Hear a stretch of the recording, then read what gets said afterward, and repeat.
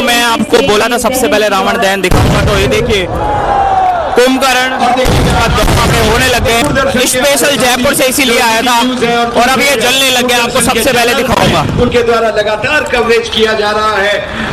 आपका जो ये रिकॉर्डिंग, आप लाइट भी जला लेंगे तो पूरी दुनिया में संदेश जाएगा कि लाखों का हुजूम।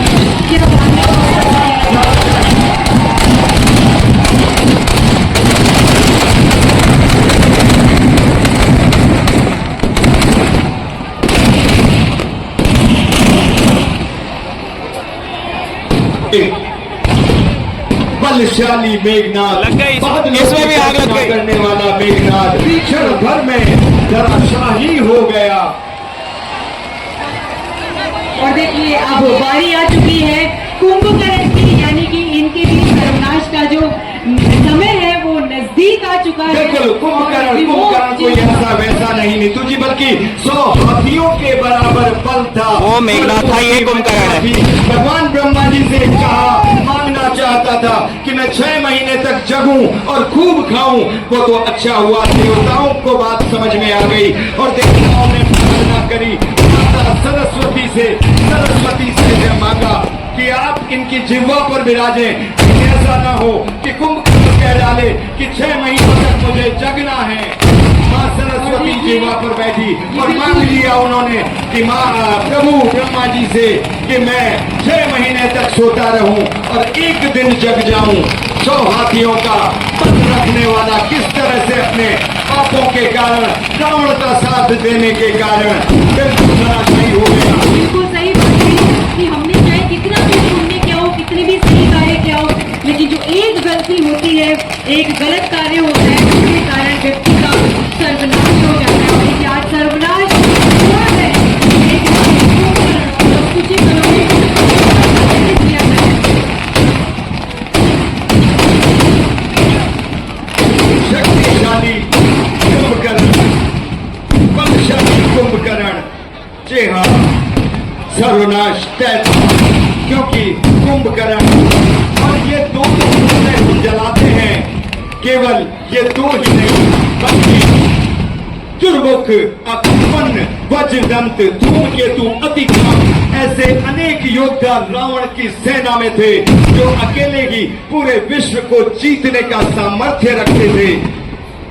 मायावी राक्षस, न जाने कितनी माया से अपने आप का रूप बदलने वाले राक्षस, लेकिन सभी का एक ही परिणाम हुआ, अंत अंत और बस अंत। तो लीजिए धाराशाही हुए मेघनाथ और कुंभकर्ण, और अब बारी आ चुकी है, समय आ चुका है रावण दहन का, दशानन दहन का।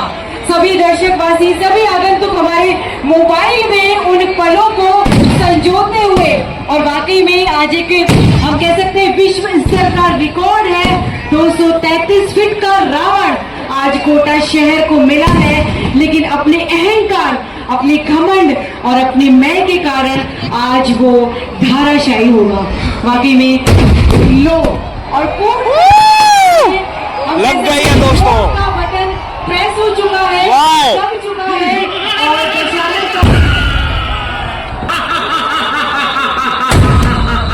खत्म होता जा रहा था, उसके बाद भी रावण हुआ।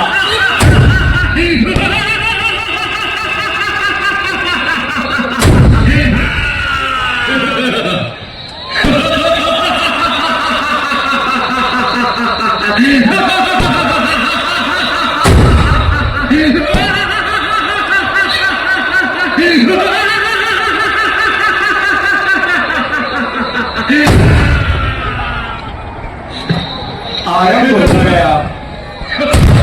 एक एक करके प्रभु ने श्री राम के ऊपर तीर चलाए, 31 बाण मारे एक नाभि कुंड में, 10 उसके रिमोट से डाले जा रही है भुजाओं पर।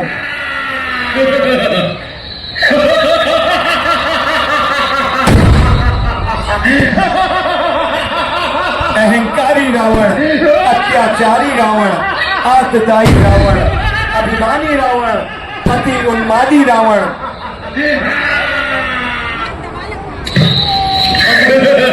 किस तरीके से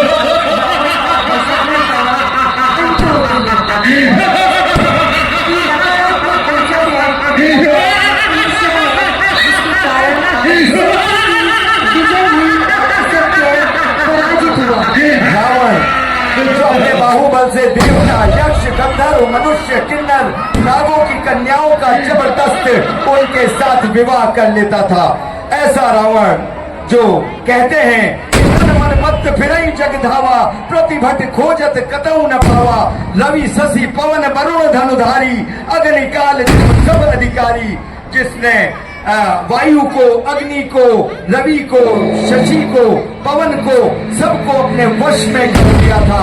ऐसा रावण, उसका अंत, दंभकारी रावण का अंत।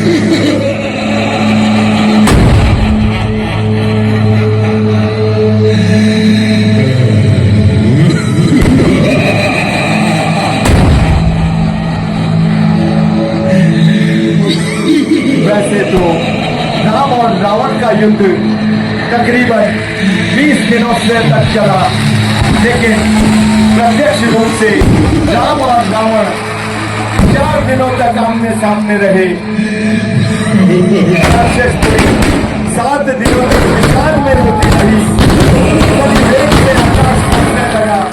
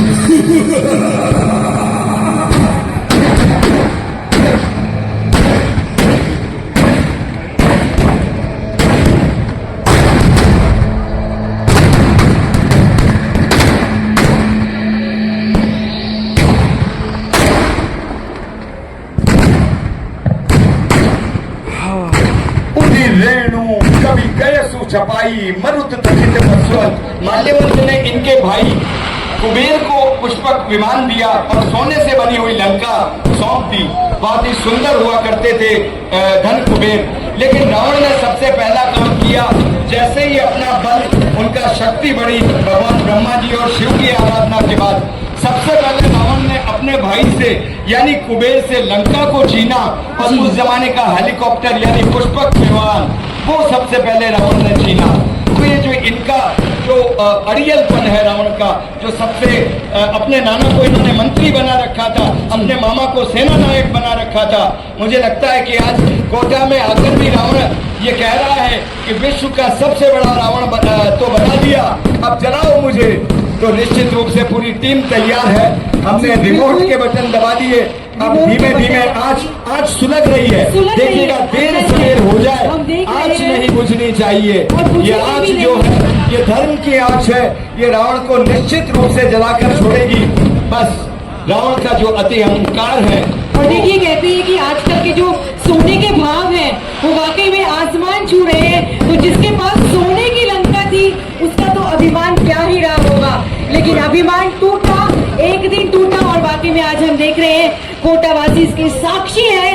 आज का जो ये रिकॉर्ड था जो हमारी अंबाला की टीम ने बनाया है, कोटावासियों को सौगात दी है माननीय विवेक राजवंशी जी के प्रयास के द्वारा ये रिकॉर्ड बना। मुझे लग रहा है ये वो पल होंगे जब प्रभु राम ने लक्ष्मण से कहा था, जब रावण इस दशा में हो गया था कि रावण का अंत निश्चित था। उस वक्त राम ने कहा कि जाओ लक्ष्मण, और राम से, चूंकि रावण बहुत ही विद्वान था और राजनीति का सबसे बड़ा गुरु था, तो राम ने अपने छोटे भाई से इसी अवस्था में कहा था जब वो मूर्छित था कि जाओ और उनसे शिक्षा लेकर आओ। तो निश्चित रूप से ये मूर्छा के पल है। और अब जब जलेगा तो धू धू करके जलेगा। कोटा दशहरा 2025 में पधारे हुए सभी हमारे नागरिक बंधुओं का अभिनंदन अभिनंदन। हमारे सम्मानित माननीय यशस्वी मुख्यमंत्री माननीय भजन लाल जी शिवानी में मेहमानी में आज का ये दशहरा, ये रावण के धीमे धीमे सुलग रहा है। ये आज रावण को निश्चित रूप से, और एक और बात रावण के साथ साथ है कि रावण भी चाहता था, क्योंकि वास्तव में रावण रावण ही नहीं था, ये तो राजा था। बहुत ही पवित्र, बहुत ही दयालु रिवाज चले आ रहे हैं, संस्कार चले आ रहे हैं, जिसे राजशाही परिवार भी बखूबी तरीके से निभाता है। बिल्कुल बिल्कुल। यहाँ माननीय शिक्षा मंत्री जी विराजे हुए हैं, वो तो स्वयं संदेश देते हैं कि अगर हमें थोड़ा भी धर्म करना है तो गौ माता की रक्षा करें, हम अपने शहर को पॉलीथीन मुक्त कराएं। हम तो दोस्तों ये था, देखिए रावण अभी भी देखिए इतना ही जला है, और अगर जलेगा तो मैं उसे एक की वीडियो और डालूंगा। पूरा व्लॉग आने वाला है, सारा व्लॉग आने वाला है। ये मैंने बस आपको रावण दहन का सबसे पहले बताना था, इसलिए मैं अभी इसे स्टॉप करके आपके लिए डाल दूंगा। पर चैनल को सब्सक्राइब करो, वीडियो को लाइक करो और शेयर कर दो सबके साथ। जयपुर वाले जो देख रहे हैं उनको और कोटा वाले सब अपने दोस्तों के साथ शेयर कर दो। Thank you so much.